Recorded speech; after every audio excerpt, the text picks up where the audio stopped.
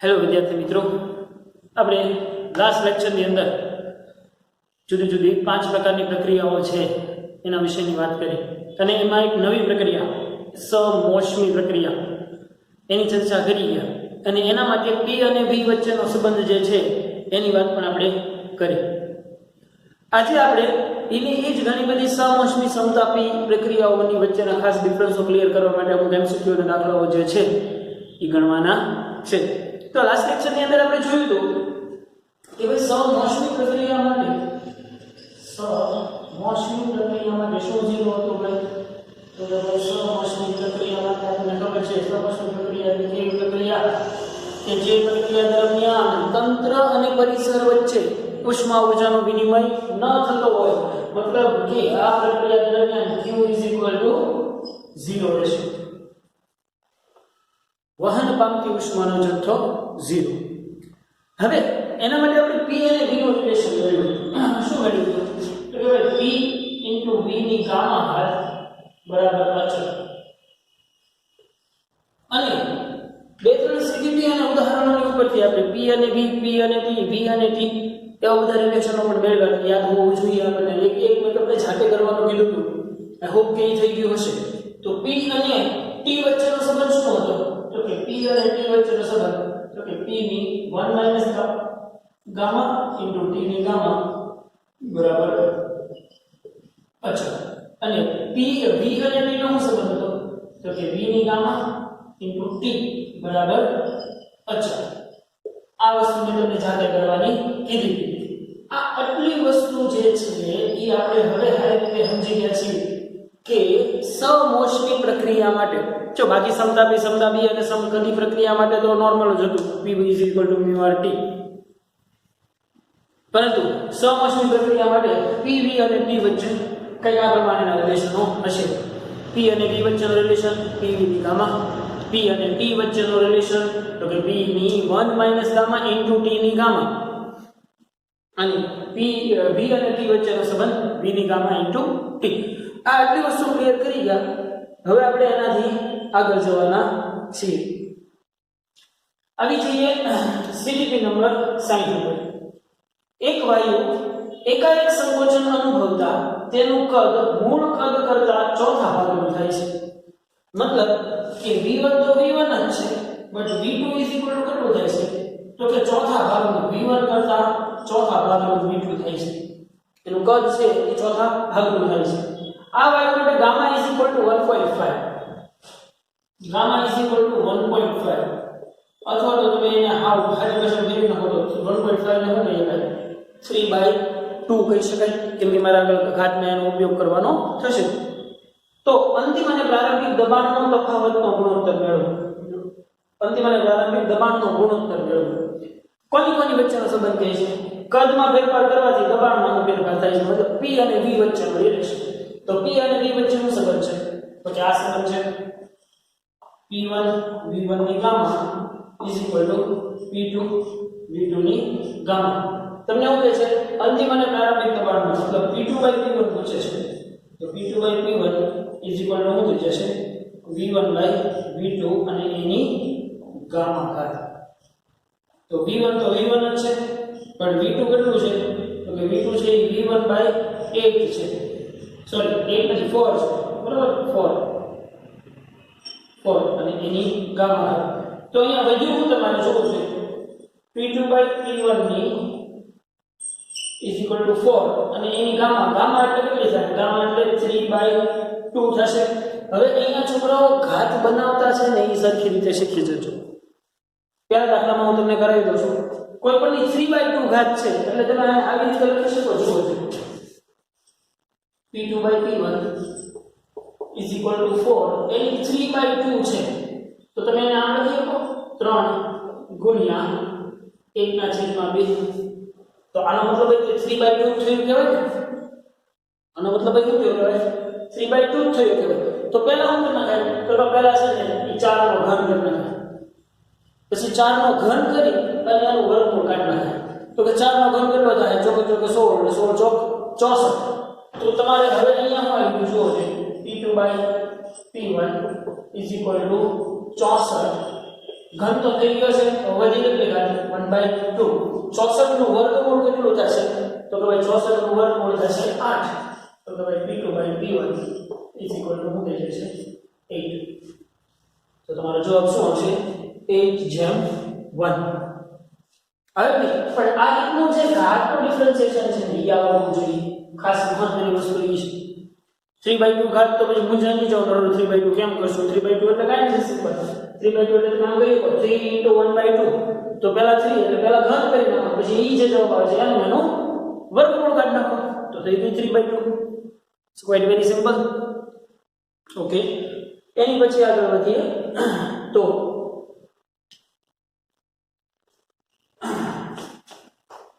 અને થોડું ક્લિયર કરીએ હા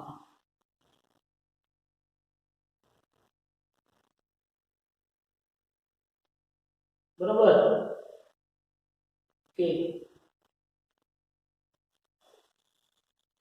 61 નો દાખલો એક પરમાણિક વાયુ માટે ગામા = 5/3 એક પરમાણિક વાયુ માટે એટલે જે F બરાબર કેટલા હોય 3 હોય જો હવેથી અહીંયાથી એક પરમાણુ ને દ્વિપરમાણિક વાળા ઘણા કોન્સેપ્ટ આવશે એટલે એનું કરી જાણો એક કદ એકાએક સમોષ્મી સંકોચન અનુભવી મૂળ કદ કરતા 8માં ભાગનું થઈ જાય છે मतलब હવે અહીંયા સિચ્યુએશન શું આપી છે અહીંયા સિચ્યુએશન આપેલી છે v2 = v1/8 આપેલી છે તો વાયુના દબાણમાં શું ફેરફાર થશે દબાણમાં ફેરફાર શું થશે તો કે ભાઈ P1 v1 ની ગામા = P2 v2 ની ગામા તો તમે P2/P1 કરો તો P2/P1 = થઈ જશે તમારે v1/v2 ની ગામા v2 = v1/8 મૂકો તો તમારું થઈ જાય P2/P1 એટલે 8 ગામા બરાબર કેટલું આપેલું છે 5/3 હવે તમારે શું કરવાનું 5/3 એટલે પહેલા 8 ની 5 ઘાત અને જે આવે એનું ઘનમૂળ કરીએ છો કે નહીં શું કરવાનું છે P2/P1 = 8 અહીંયા તમે આમ લખી લો 5 × 1/3 પહેલા 8 ની 5 ઘાત કરી નાખો અને પછી જે ઘાત આવે એનો ઘનમૂળ કાઢી નાખો સોરી જે આન્સર આવે એનો ઘનમૂળ કાઢી નાખો થઈ જાય કે નહીં વેરી સિમ્પલ પણ જો આ બધી આ વસ્તુ હવે સાદુરૂપ એટલે અહીંથી આપણે તમારે જાતે આપતા શીખવાનું પહેલા આની 8 ને 8 5 વખત કરો પછી જે આન્સર આવે એનો ઘનમૂળ કાઢી નાખો સિમ્પલ એની પછી આગળ વધીએ તો સમોષ્મી પ્રક્રિયા માટે ગામા = Cp/Cv માટે નીચેનામાંથી કયો સંબંધ સાચો છે P અને V વચ્ચેનો શું સંબંધ છે તો કે PV ની ગામા છે તો અહીંયા તો P ગામા V છે એટલે આ ઓપ્શન ની આવે પછી TV T અને V વચ્ચેનો શું સંબંધ છે તો કે T અને V વચ્ચેનો સંબંધ છે V ગામા * T અહીંયા તો T ગામા * V છે એટલે આ ઓપ્શન પર નહીં આવે ઓપ્શન સી શું છે T * V ની ગામા -1 નહીં T * V ની ખાલી ગામા આવે છે પણ ગામા -1 એવું કઈ આવતું નથી D TV ની ગામા ઘાત બરાબર છે બસ આપણો આન્સર શું આવશે ઓપ્શન ડી TV ની ગામા ઘાત બરોબર ને આ ત્રણે યાદ હશે ને તો બધા દાખલા ગણવા બહુ ઈઝી થઈ જશે પણ એના માટે સંબંધો યાદ રાખવા મહત્વના છે એની પછી 27 ડિગ્રી સેલ્સિયસ તાપમાને રહેલા હિલિયમનું એકાએક સંકોચન થતા તેનું કદ 8 લિટર થી 1 લિટર થઈ જાય છે મતલબ કે એનું શરૂઆતનું કદ જે V1 છે ને એ 8 લિટર હતું અને V2 જે છે એ 1 લિટર થઈ જાય છે શરૂઆતનું તાપમાન T1 જે છે એ કેટલું છે 27 ડિગ્રી સેલ્સિયસ છે અથવા તો કહી દો 300 કેલ્વિન બરાબર તો તેનું તાપમાન કેટલું થશે અંતિમ તાપમાન T2 શોધવાનું છે તો T અને V વચ્ચેનો સંબંધ સિમ્પલ શું કરશો T1 V1 ની ગામા = T2 V2 ની ગામા તો T2/T1 શું થઈ જશે થઈ જશે V1/V2 એની ગામા V1 બરાબર કેટલા છે 8 T2/T1 V1/V2 હવે v1/v2 અને v1 બરાબર 8 છે અને v2 બરાબર 1 છે એટલે 8 ની ગામા હાર. હવે તમને પ્રશ્ન ઊભો થશે કે સાહેબ અહીંયા ગામા તો નથી આપેલું, તો મૂંઝાવાનું નહીં.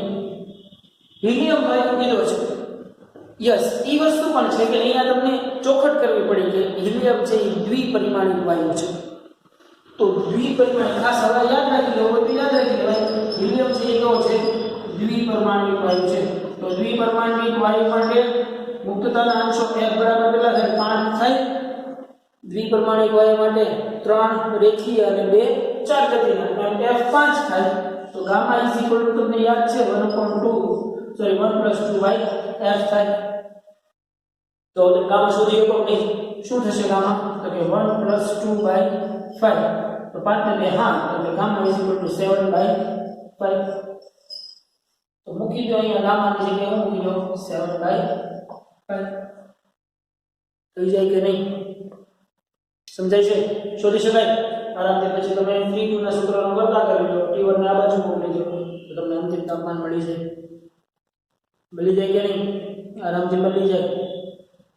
એની પછી 18 ડિગ્રી સેલ્સિયસ તાપમાન જેટલા પ્રારંભિક તાપમાને રહેલા દ્વિપરિમાણીય વાયુ, અહીંયા જો દ્વિપરિમાણીય કઈ દીધું છે એટલે હવે તમને ખબર પડી ગઈ કે f = 5 થશે અને ગામા = 7/5 થશે. બરાબર ને? હવે અહીંયા પ્રૂફ કરી નાખ્યું છે એટલે વારંવાર કઈ કહેવાની જરૂર ન હોય. મેં તમને ઓલો ડેટા યાદ ગોતે રાખવાનો કીધો. સંકોચન અનુભવતા તેનું કદ મૂળ કદ કરતા 8મા ભાગનું થઈ જાય છે.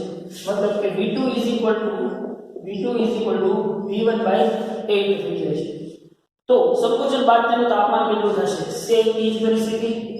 T1 v1 ની ગામા = T2 v2 ની ગામા. તો T2/T1 = v1/v2 ની ગામા. તો હું આવ્યું T2/T1 = 8 ની ગામા. ગામા બરાબર કેટલી છે? 7/5. જો અહીંયા બધી જગ્યાએ તમને એવું જરૂરી નથી ગામા આપી દીધેલો હોય, પણ તમને દ્વિપરિમાણીય વાયુ કીધો છે એટલે એની ઉપરથી ગામા શોધતા આવડવું જોઈએ. Gamma = 1 + 2 by f. સમીકરણ આવી ગયું છે ને આગળ આપણે કે નહીં? ઓફકોર્સ કરી ગયા છે. તો તમારી પાસે T2 = T1 × 8 ની 7/5. રેડી કે નહીં? ઓકે, વધીએ એનાથી આગળ. શું કહે છે? 27 ડિગ્રી સેલ્સિયસ તાપમાને રહેલા આદર્શ વાયુ સમોષ્મી સંકોચન અનુભવે છે અને તેનું કદ મૂળ કદ કરતા 8/27 ભાગમાં થાય છે. જો ગામા બરાબર 5/3 હોય તો તાપમાનમાં થતો વધારો શોધો. શોધી શકાય કે નહીં? હવે આ તો સાથે ટ્રાય કરવાની છે બધાએ ફરજિયાત. આપણે એક ને એક રીતનો આ બે તો ગણ્યા, હવે ત્રીજો દાખલો તો તાપમાન વાળો તમારે સાથે ગણવાનો રહેશે. ગણી શકાશે? ઓફકોર્સ ગણી શકાશે. Tv ની ગામા = Tv ની ગામા T2/T1 T2 સૂત્રનો કરતા કરી લે. આવી જાય કે નહીં? હવે ઓફકોર્સ આવી જાય. પછી 8 વાતાવરણ દબાણે 27 ડિગ્રી સેલ્સિયસ તાપમાને મોટરની ટ્યુબમાં હવા ભરેલી છે. એકાએક ટ્યુબ ફાટતા હવાનું તાપમાન કેટલું થશે? ગામા = 1.5. તો સિમ્પલ છે કે ગામા = 1.5 એટલે તમે સીધું વેલી નાખો 3/2 થઈ જશે. બરાબર ને? 1.5 એટલે 3/2 થઈ જાય. તમને એમ કહે છે કે પહેલાનું દબાણ 8 વાતાવરણ દબાણ છે, મતલબ P1 = 8 વાતાવરણ દબાણ. ત્યારે T1 જે છે એ 27 એટલે 300 કેલ્વિન છે. હવે એકાએક ટ્યુબ ફાટે છે તો ટ્યુબ ફાટે એટલે પ્રેશર 0 નહીં કરવાનું. યાદ રાખજો, ક્યારેય ટ્યુબ ફાટે છે તો કાંઈ પ્રેશર 0 નહીં થઈ જાય. ટ્યુબ ફાટશે એટલે કેટલું? હવાના વાતાવરણ દબાણ જેટલું એક વાતાવરણ દબાણ તો રહેશે જ તે. સમજાય છે? ટ્યુબ ફાટે એટલે 0 પ્રેશર, હાવ 0 વાતાવરણ એમ નહીં કહી શકાય. ટ્યુબ ફાટ્યા બાદ પણ માધ્યમની અંદર તો એક વાતાવરણ દબાણ જેટલું દબાણ હોય જ. એટલા માટે P2 = કેટલું થઈ જાય? P2 = 1 વાતાવરણ થઈ જશે. બટ વાત અહીંયા આવી છે p અને v વચ્ચેનો સંબંધ, મતલબ t2 મેળવવાનો છે, t2 મેળવવાનો છે. તો p અને t વચ્ચેનો સંબંધ છે. તો p અને t વચ્ચેનો સંબંધ શું છે? તો કે p ની 1 માઈનસ ગામા ઇન્ટુ t ની ગામા બરાબર અચળ. તો ખાસ યાદ રાખો કે જ્યારે આ બે આધાર વચ્ચે ગુણાકાર હશે ત્યારે ઘાતો છે એનો ભાગાકાર થશે. કઈ રીતે? તો કે ભાઈ આના સમીકરણ છે ને તેમાં આમ દર્શાવ્યું છે p ની 1 minus gamma upon gamma into t બરાબર અચળ. આ રીતે દર્શાવી શકાશે. ખાસ યાદ રાખવું આ વસ્તુ. અહીંયા શું છે? બેના ઘાતનો બેની ઘાત વચ્ચે ગુણાકાર નહીં કરતા, બરોબર? તો અહીંયા શું થઈ જશે? 1 માઈનસ ગામા અપોન ગામા. તો તમે હવે કરી લો p1 ની 1 minus gamma upon gamma into t1 is equal to p2 ની 1 minus gamma upon gamma into t2. બરાબર? તો હવે તમે શું કરશો?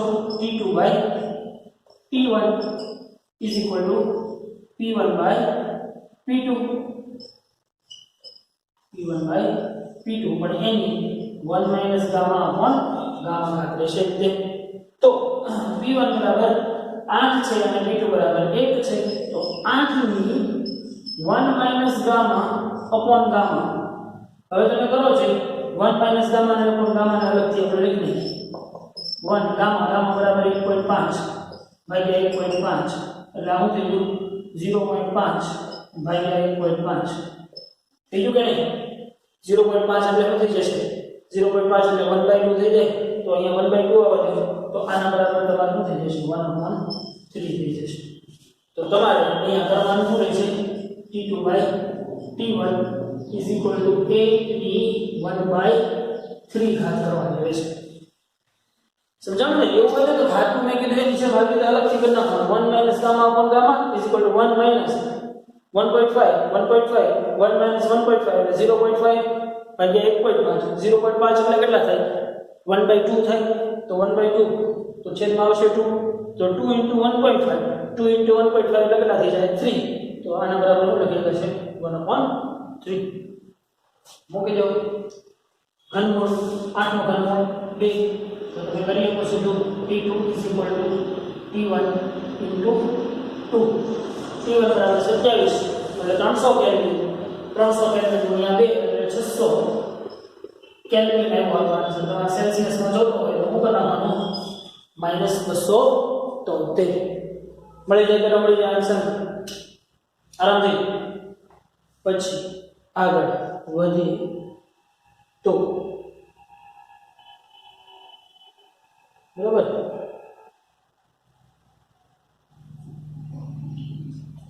હવે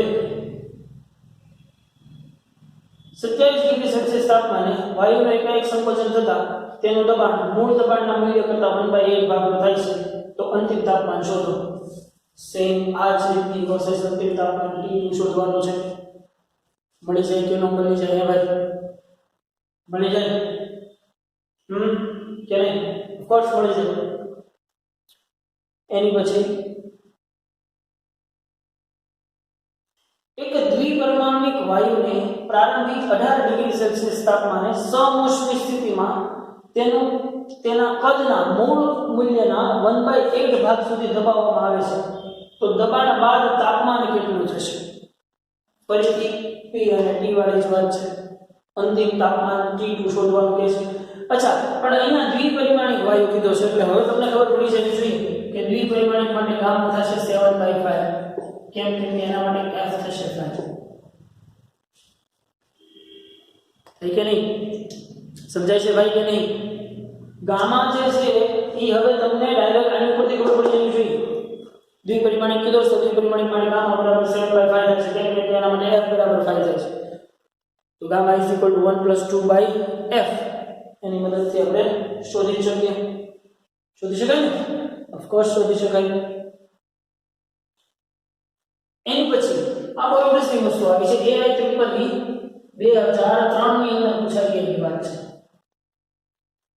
AI ત્રિપદી 2003 માં પૂછાયેલી વાત છે. સમજો આદર્શ વાયુની સમોષ્મી પ્રક્રિયા હવે સમજવાનું હોય સમોષ્મી સમતાપી સમતાપી સંકરમાંથી પ્રથમ ઉપરથી હવે આપણે પીવી અને ટી મુકતા આવડવા જોઈએ સમોષ્મી પ્રક્રિયા માટે દબાણ એ તાપમાનના ઘનના સમપ્રમાણમાં છે સમોષ્મી પ્રક્રિયા માટે દબાણ P એ તાપમાનના ઘનના સમપ્રમાણમાં છે શું કીધું P proportional to T cube હોય તો Cp/Cv મેળવો હવે સમજો P proportional to T cube છે તો તમે આમ કરી શકો P બરાબર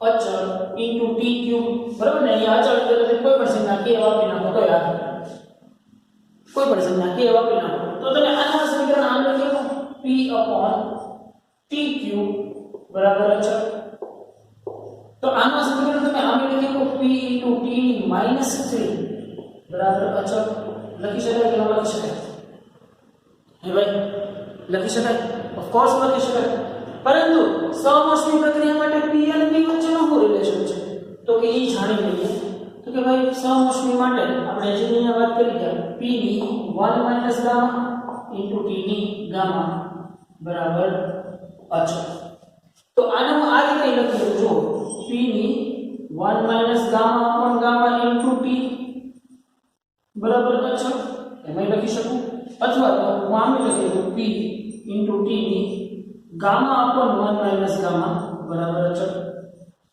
લખી શકાય કે નહીં ઓફકોર્સ લખી શકાય તો હવે આ સમીકરણને અને આ સમીકરણને જો હું સરખાવું તો મારે શું કરવાનું છે તો કે ભાઈ અહીંયા 3 ગામા upon 1 - ગામા મેળવવાનું છે તો એમાંથી અહીંયા લખી લઉં તો 3 - 3 ગામા ગામા -3 ઓલી બાજુ મોકલું તો 4 ગામા = 3 તો ગામા = 3/4 આવો કઈ આન્સર આવો જોઈએ 3/4 એક મિનિટ -3 ઓલી બાજુ જાય +3 એટલે 4 ગામા = 3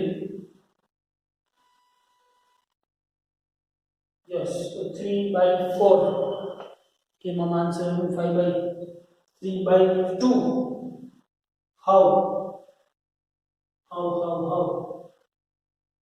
ઘનના સમપ્રમાણમાં છે હવે ઘનના સમપ્રમાણમાં જ કર્યું 3 - 3 ગામા ઓલી બાજુ મોકલીએ એટલે -3 ઓલી બાજુ જાય 4 ગામા 3/4 આન્સર આવી શકે યસ 3/4 આન્સર આવવો જોઈએ how is it possible 3/4 જ આન્સર આવી શકે ભાઈ એવું હોય તો આપણે આમાં ડી નો ઓપ્શન સુધારી નાખો 3/4 કરી નાખજો બરોબર ને કેમ કે આઈ ડોન્ટ થિંક સો આપણે કોઈ પણ જાતની ભૂલ કરી રહ્યા છીએ એવું લાગી તો નથી રહ્યું અચ્છા -3 લઈએ યસ -3 લઈએ આના સમીકરણમાં યસ -3 લઈએ તો આ થઈ જશે -3 + 3 ગામા = ગામા તો ઓલી બાજુ જવા દઈએ તો હવે થઈ જશે યસ તો હવે ગામા = થઈ જાય એટલે +3 ઓલી બાજુ જવા દઈએ એટલે માઈનસ ગામા માઈનસ આમ થઈ જાય જો તમે -3 તમારે થઈ જાય ગામા -3 ગામા એટલે આની આ વસ્તુ શું આવે -3 = -2 ગામા માઈનસ બે બાજુથી કેન્સલ થઈ જશે તો ગામા = 3/2 યસ આવી રીતે ઉતાવળમાં ધ્યાન રાખવાનું મારી જેમ કે ભાઈ આપણે જો અહીંયા -3 હતી તો એ માઈનસ જ લેવી પડે ડાયરેક્ટ આપણે +3 લઈને આવવા પડે એવી રીતે ચાલે નહીં ટૂંકમાં હતો દાખલો ઇન્ટરેસ્ટિંગ કે નહીં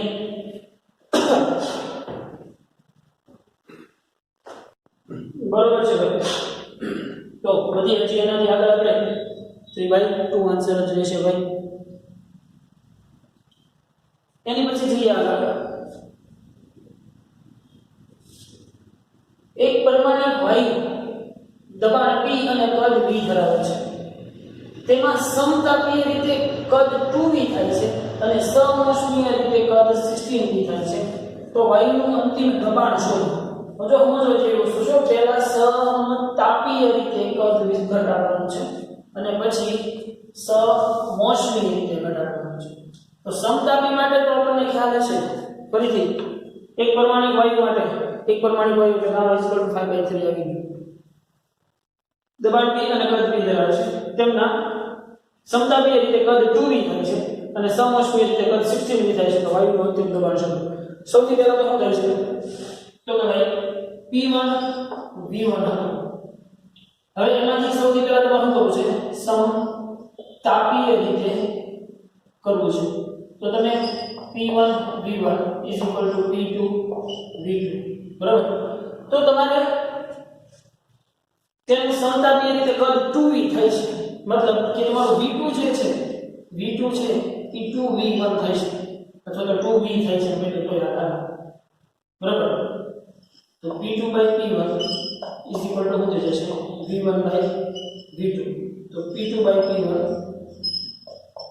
થઈ જશે v2 કેટલું છે v1 કેટલું છે v1 જેટલું અને v2 કેટલું છે 2v1 જેટલું છે કે નહીં તો v1 કેન્સલ તો તમારું p2 થઈ જશે p1/2 છે ચલો આ ક્યારની વાત છે પહેલા સમતાપીય રીતે કદ ઘટાડ્યું હવે શું કહે છે કે અને સમોષ્મી રીતે કદ 16v થાય છે મતલબ કે હવે વાત કરવાની કોની સમોષ્મી માટે તો સમોષ્મી માટે p v ની ગામા બરાબર અચળ p પ્રમાણે આવશે કે નહીં તો તમે અહીંયા લખશો p2 v2 ની ગામા p3 v3 ની ગામા હવે તમારું v3 છે એ કેટલું થાય છે તો કે ભાઈ v3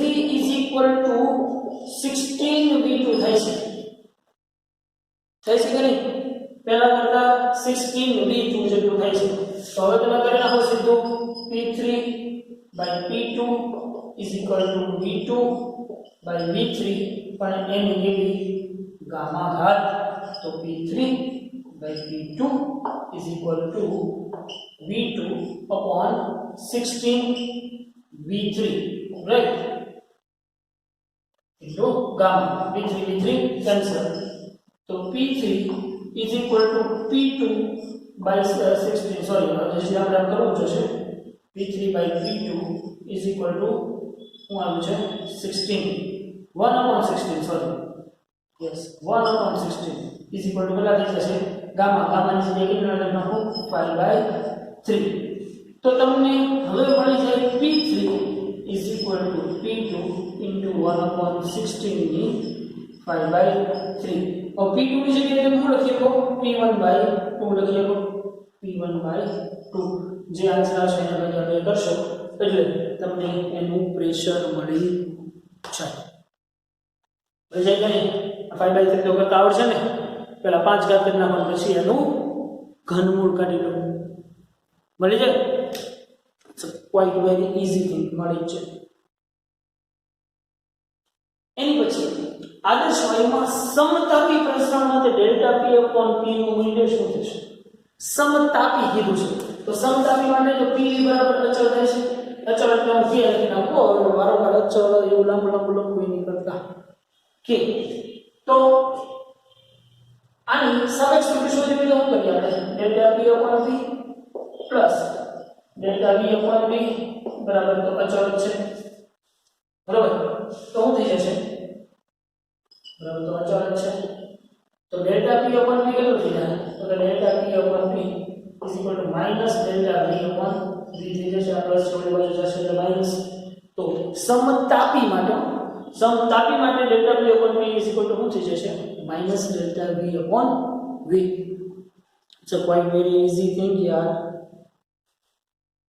એની પછી આદર્શ વાયુ માટે સમોષ્મી પ્રસરણ માટે તો કે સમોષ્મી માટે તો pv ની ગામા બરાબર અચળ થાય છે બરોબર ને તો આને મારે કરવું હોય તો હું કરું ડેલ્ટા p/p પ્લસ ઘાત ક્યાં આવશે આગળ બીજા ચક્રની અંદર બની ગયા ને આગળ બધા લગાવો સાપેક્ષ સ્થિતિના gamma delta v/v v is equal to અચળ, તો તમે આમને આમ કહી શકો delta p upon p is equal to minus gamma delta v upon v. અચ્છા, અને બહુ હાઈ રીતે vi ની સ્વરૂપમાં દર્શાવો તો dp upon p is equal to minus gamma dv upon v. દર્શાવી શકાય કે નહીં? ખાલી vi ની સ્વરૂપમાં, vi ની સ્વરૂપમાં અંદર ઇન ધ સેન્સ કે ડેલ્ટા ની જગ્યાએ d સંજ્ઞા વાપરો તો પણ બરાબર. ઓકે, એનાથી આગળ વધીએ. નમૂનાના પાત્રમાં લીધેલા વાયુનું કદ v1 થી v2 જેટલું વિસ્તરણ પામે છે. જો વાયુ દ્વારા થતું કાર્ય મહત્તમ હોય તો આ વિસ્તરણ કેવા પ્રકારનું છે? અચ્છા, હવે એ એક વસ્તુ આપણે સમજી લઈએ કે આપણે જે પ્રક્રિયાઓ ભણ્યા છીએ, સમદાબ, સમકદ, સમતાપી અને સમોષ્મી ચક્રીય પ્રક્રિયાની વાત અહીંયા નહીં આવે. તો સૌથી વધુ કાર્ય ક્યારે થયું કહેવાય? ફોર એક્ઝામ્પલ હું તમને એમ કહું, p વર્સિસ v નો આલેખ દોરું છું. એમાં આ કદ v1 થી વધારે v2 સુધી કરવાનું છે. તો અચળ દબાણે આ આમ હાલું, જો આમ હાલું તો આ અચળ દબાણે થઈ ગયો. તો અચળ દબાણ માટે ઘરેલું ક્ષેત્રફળ એટલું બધું. અચ્છા, પછી અચળ કદે તો કાર્ય શું થાય છે? અચળ કદે તો કાર્ય 0 થાય છે. થાય છે કે નહીં? અચળ કદે કાર્ય શું થાય છે? 0 થાય છે. પરંતુ સમતાપીય રીતે હાલવું તો સમતાપીય રીતે આમ આવશે નહીં. આ કઈ થઈ? સમદાબ પ્રક્રિયા, સમદાબ, બરોબર. આ પ્રક્રિયા કઈ થઈ? સમતાપીય પ્રક્રિયા થઈ. અને હવે સમોષ્મી પ્રક્રિયા માટે, સમોષ્મી પ્રક્રિયા માટે આવી રીતે થશે. આ જે છે એ સમોષ્મી પ્રક્રિયા. તો હવે જુઓ જોઈએ કે કઈ પ્રક્રિયા દરમિયાન સૌથી મહત્તમ કાર્ય થાય છે. તો કે ભાઈ સમદાબ માટે થોડું ઘેરાયેલું ક્ષેત્રફળ, સમતાપી માટે એનાથી ઓછું અને સમોષ્મી માટે સૌથી ઓછું. તો હવે આ વસ્તુ યાદ જ રાખી લેવાની છે, અથવા નોટ કરવી હોય તો કંઈક નોટ કરી લેવાની કે સૌથી મહત્તમ કાર્ય ક્યાં થશે? સમદાબ પ્રક્રિયા. એનાથી ઓછું કાર્ય કોને માટે થશે? સમતાપી માટે.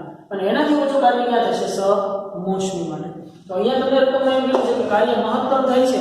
તો કાર્ય મહત્તમ થતું હોય તો એ પ્રક્રિયા સમોષ્મી હોય, સમતાપી હોય, સમતાપી હોય. તો બધા કિસ્સામાં સમાન હોય નહીં, સમાન તો નહીં છો. સમોષ્મી નહીં હોય, સમદાબીય હશે. બરાબર, આ વસ્તુ ખાસ યાદ રાખી લેવાની છે. કેમ કે સમતાપ માટે ઘેરાયેલું છે તો વધુ આવશે, એનાથી ઓછું સમતાપી માટે આવશે, એનાથી ઓછું સમોષ્મી માટે આવશે. આ આલેખ જે છે એને કે ઘણી રીતે નોંધી લેવો.